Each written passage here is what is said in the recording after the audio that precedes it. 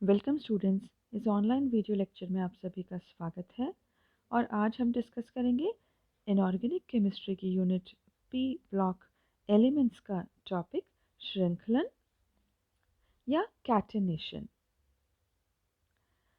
समान परमाणुओं की लंबी श्रृंखलाएं बनाने की क्षमता को श्रृंखलन कहते हैं। पी ब्लॉक के तत्वों में श्रृंखलन का गुण पाया जाता है।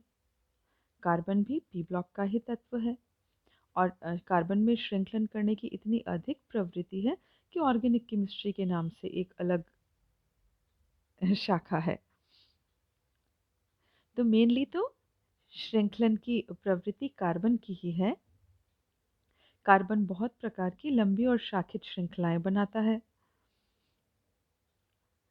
लेकिन अन्य कुछ तत्वों में भी यह गुण सीमित मात्रा में पाया गया है। जैसे सिलिकॉन, सल्फर आदि तत्वों में भी श्रृंखलन का गुण पाया जाता है। श्रृंखलन के गुण का प्रमुख आधार है तत्व तत्व परमाणु एलिमेंट एलिमेंट एटम के मध्य के सहसंयोजक बंध अर्थात ई बंध की ऊर्जा। ई बंध की ऊर्जा का मान मतलब एलिमेंट एलिमेंट बंध की ऊर्जा का मान जितना अधिक होगा उस तत्व में श्रृंखलन की उतनी ही अधिक प्रवृत्ति होगी। अब कार्बन कार्बन बंध की ऊर्जा का मान 348 किलोजूल प्रति मोल होता है, जो कि सभी तत्वों में अधिकतम है।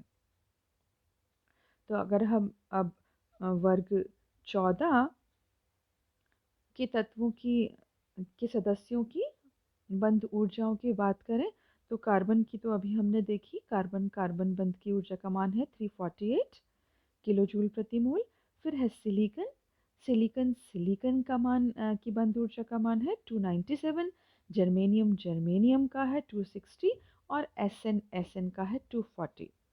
तो हम देख सकते हैं कि वर्ग 14 में ऊपर से नीचे जाने पर एलिमेंट एलिमेंट बंध की ऊर्जा का मान घटता जाता है, कम होता जाता है, अतः इनकी श्रृंखलन की प्रवृत्ति भी घटती जाती है।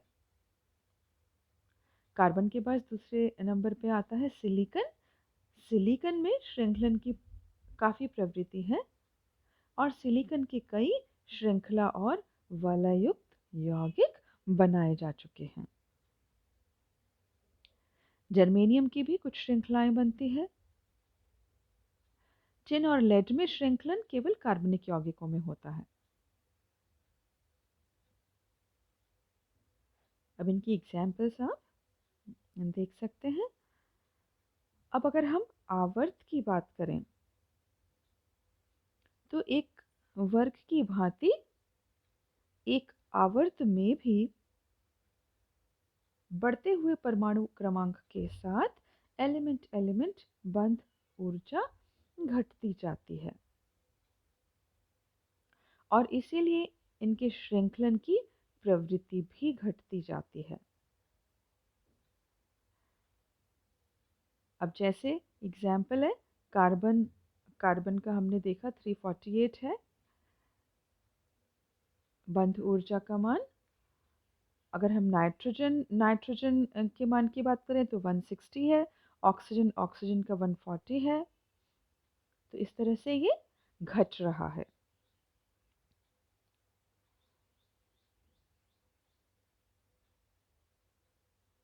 अगर अब हम बात करें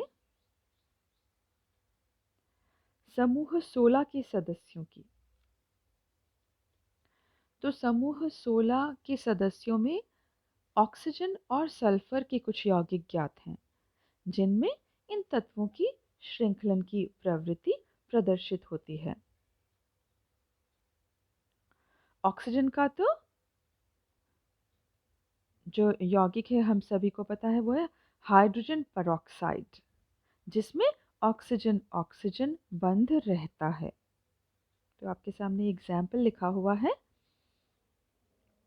ओजोन ऑक्सीजन का एक अन्य रूप है। ओजोन का स्ट्रक्चर भी देख सकते हैं आप और इसमें भी ऑक्सीजन ऑक्सीजन बंध रहता है। अब अगर सल्फर की बात की जाए तो H2S2 hydrogen disulphide, H2S3 hydrogen trisulphide, H2S4 hydrogen tetrasulphide, H2S5 hydrogen pentasulphide. इन सभी यौगिकों में आप देख सकते हैं चित्र में सल्फर सल्फर बंध रहता है।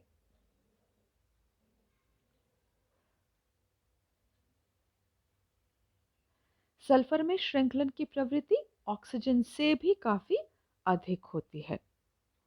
तो सल्फर का स्थायी अपर रूप विषम लंबाक्ष सल्फर S8 पार्श्व संरचना वाले ठोस के रूप में विद्यमान रहती है। तो इस तरह से हम कह सकते हैं कि श्रृंखलन कैटेनेशन का गुण कुल मिलाकर 3 तत्वों में प्रोमिनेंटली प्रत्यक्ष रूप में पाया जाता है, जिसमें कार्बन है सबसे पहला। कार्बन तो हमें पता है कि उस ऑर्गेनिक केमिस्ट्री में हम जितने भी कार्बन के कंपाउंड्स पढ़ रहे हैं सभी में श्रृंखलन है। और उसके अलावा जो शेष दो तत्व हैं वो है सिलिकॉन और सल्फर। इन दोनों में भी पर्याप्त मात्रा में श्रृंखलन का गुण पाया जाता है।